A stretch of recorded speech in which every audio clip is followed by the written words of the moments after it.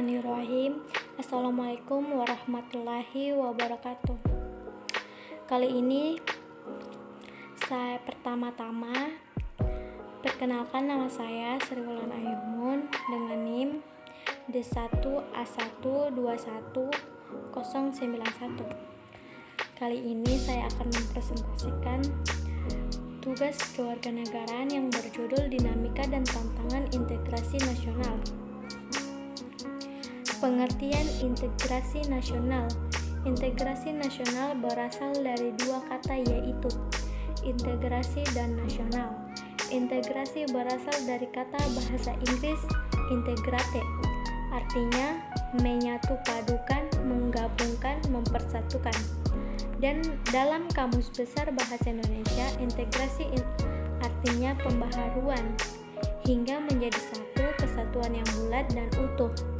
Kata nasional berasal dari bahasa Inggris nation yang artinya bangsa. Dalam Kamus Besar Bahasa Indonesia, integrasi mempunyai arti politis dan antropologis.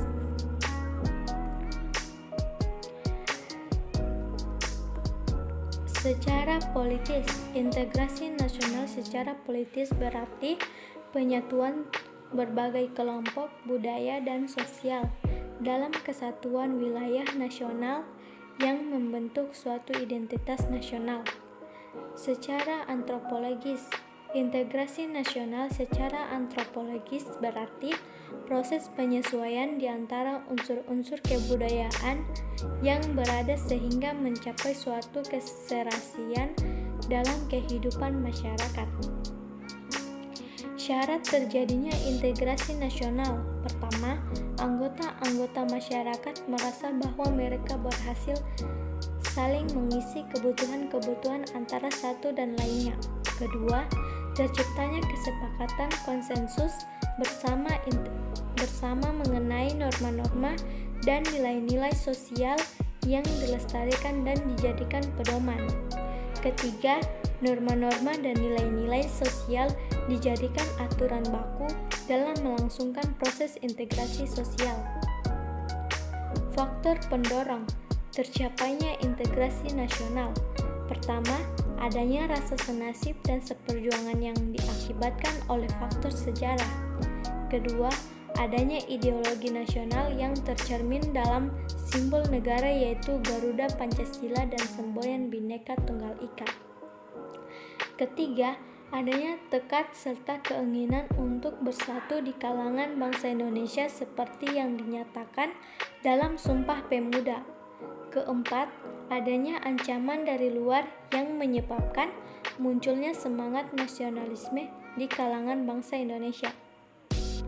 Faktor pendukung integrasi nasional: penggunaan bahasa Indonesia, adanya semangat persatuan dan kesatuan dalam bangsa, bahasa, dan tanah air Indonesia, adanya kepribadian dan pandangan hidup kebangsaan yang sama, yaitu Pancasila, adanya jiwa dan semangat gotong royong, solidaritas dan toleransi keagamaan yang kuat, adanya rasa senasib sepenanggungan akibat penderitaan penjajahan. Dinamika integrasi nasional dalam lingkup mahasiswa. Integrasi nasional tidak hanya tercermin dari kehidupan masyarakat secara nasional. Integrasi nasional juga tercermin dari kehidupan bangsa. Jika meningkat lagi proses lengsernya Presiden Soeharto, pastinya tidak terlepas dari peran mahasiswa. Dalam pelengseran Presiden Soeharto dari jabatannya, para mahasiswa dari berbagai daerah bersatu dan menyampaikan aspirasi masyarakat Indonesia yang selama pemerintahan Presiden Soeharto dikekang dan tidak pernah diberi kesempatan untuk menyampaikannya. Aspirasi yang diperjuangkan mereka anggap memang harus untuk disampaikan dengan didengar oleh pemerintah. Mereka bersama-sama melakukan demonstrasi. Mereka bersatu menjadi satu dengan satu tujuan, yaitu dengan melengsarkan kedudukan Presiden Soeharto yang dianggap banyak sekali kecacatan dan sangat dekat dengan KKN, serta tidak pro-rakyat. Dalam menyampaikan aspirasi tersebut, para mahasiswa tidak memikirkan lagi dari mana mereka berasal, dengan siapa mereka bekerja, tetapi yang terpenting bagi mereka adalah bagaimana cara menyampaikan aspirasi rakyat dan melepaskan rakyat dari belenggu kekuasaan pemerintah Soeharto. Selanjutnya, tantangan integrasi nasional. Pertama, tantangan militer.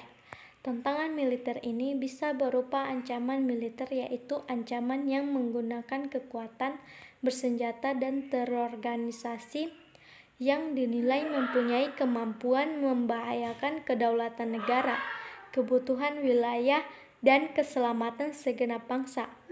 Ancaman militer dapat berupa agresi, invasi, pelanggaran wilayah, pemberontakan bersenjata, sabotase, spionase, aksi teror bersenjata, dan ancam keamanan laut dan udara.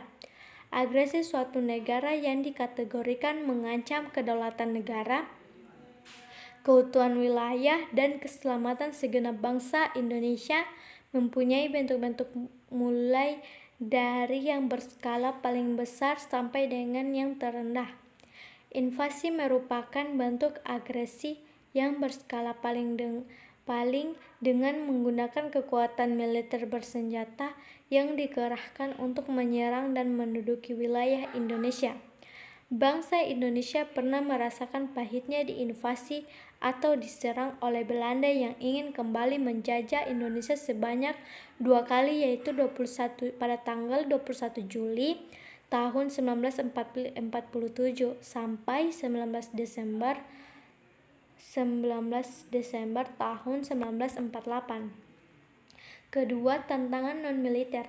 Tantangan non-militer pada hakikatnya berupa ancaman yang menggunakan faktor-faktor non-militer yang dinilai mempunyai kemampuan yang membahayakan kedaulatan negara, kepribadian bangsa, keutuhan wilayah negara, dan keselamatan segenap bangsa.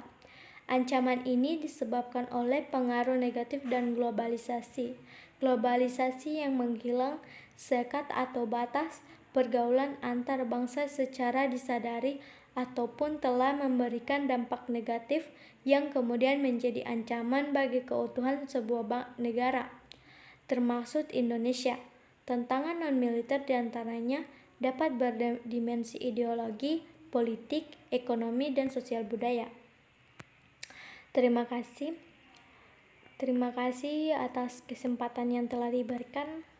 Wabillahi taufiq wa hidayah. Wassalamualaikum warahmatullahi wabarakatuh.